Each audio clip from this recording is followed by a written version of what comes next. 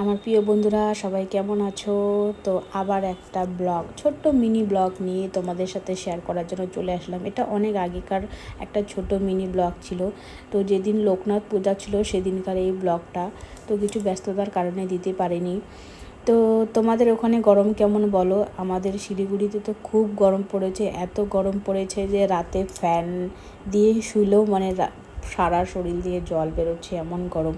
তো আর গরম হয়েছে তো কি হয়েছে, তো ওই যে আমাদের এখানে বৈকুণ্ঠপুর ফরেস্ট পাশে এই লোকনাথ পুজোটা হয় আর কি, জুন মাসের 3 তারিখে।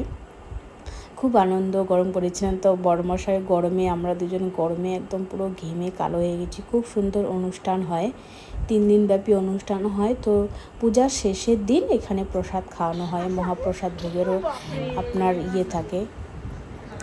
তো পূজা টুজা শেষ করে অঞ্জলি দিয়ে তো পাশে বান্ধবীর বাড়ি, তো বান্ধবীর ছেলে হওয়ার পরে তার সাথে আর একবারও দেখা করতে যায়নি। বান্ধবীর অভিমান হয়েছে যে ওর সাথে কেন দেখা করতে যায়নি। তো বান্ধবীকে ওগুলোই বলছিলাম, শেয়ার করছিলাম। আর ওর ছেলেটা এত কিউট, আমার সাথে এত তাড়াতাড়ি মিশে গেল না, আমি বুঝতেই পারিনি। আমার এত ভালো লেগেছে ওর বাচ্চাটা।